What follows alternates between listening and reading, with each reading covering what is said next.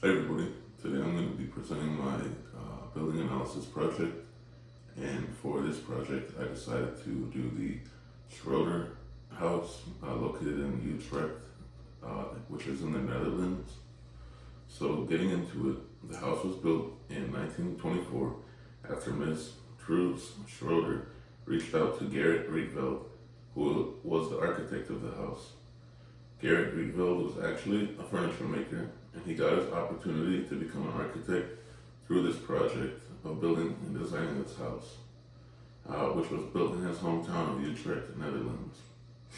Ms. Schroeder decided to use Gerrit Rietveld because she liked the designs that Mr. Rietveld incorporated into his furniture, and she believed that he could make her dreams come to life with this house. When Ms. Schroeder designed the house, she was recently widowed to her late husband, Mr. Fritz Schroeder, leaving behind a son and 2 daughters. The idea of building a house came to Ms. Schroeder because she wanted a house that was truly tailored to her needs and desires. Ms. Schroeder knew that she wanted a house with a simple design that would allow her to be free instead of constrained in her home. The house was designed within the style of architecture, which originally gained traction from a modern art magazine that was published in 1917. Rietveld was considered to be one of the leaders of the Dutch artistic movement.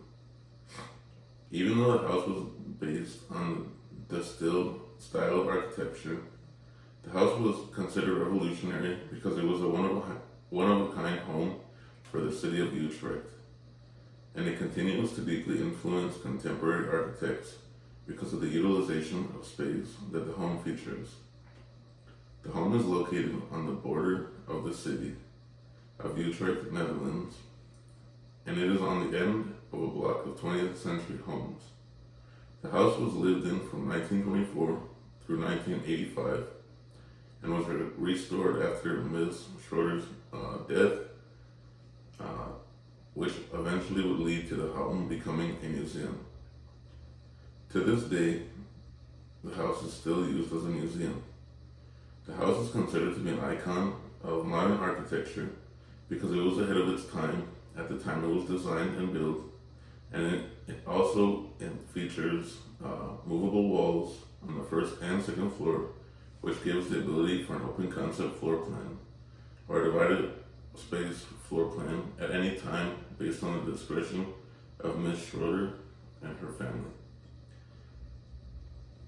Another aspect that allows this home to be considered iconic is it incorporates lots of windows for natural light and a nice view outside, as well as a corner window that is supported by a beam, which is rare to see in any house. The flexible space in this house is defined as a radical adventure in contemporary living. Here is an alternate view of the outside of the building.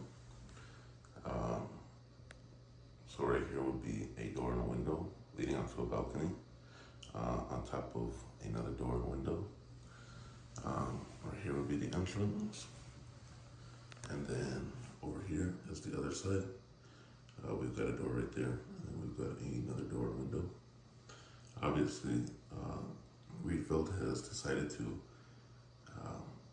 incorporate lots of windows for natural lighting.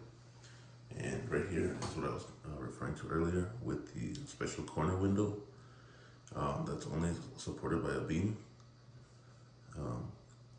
Not many people have incorporated that, so that was also another reason that it was special and could be marked as iconic.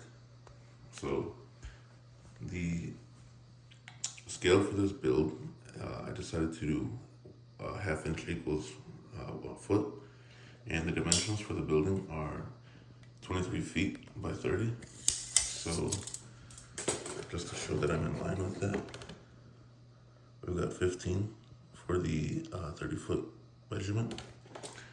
And then coming on this side, we've got 11 and a half.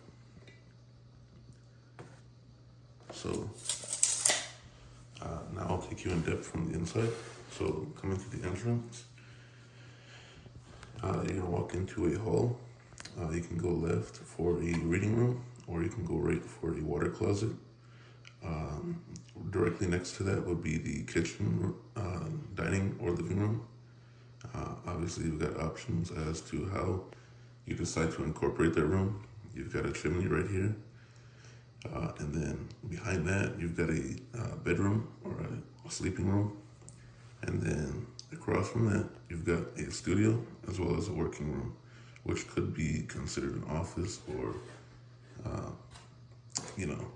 an add-on to the studio. And for this floor plan, I am using foam core, so obviously it can't move. But in real life, these walls are all movable, so that Ms. Schroeder had the option to have a completely open floor plan, and I decided to focus on the first floor because I was honestly having trouble finding any dimensions or any plans for the build. But with the second floor, it's essentially the same thing. So in this little slot right here would be a spiral staircase, and then there would be a recessed door right here to hide that. And then coming up, you'd have a very open floor plan with some collapsible walls, or movable walls rather, to give you either closed off or just a wide open floor plan.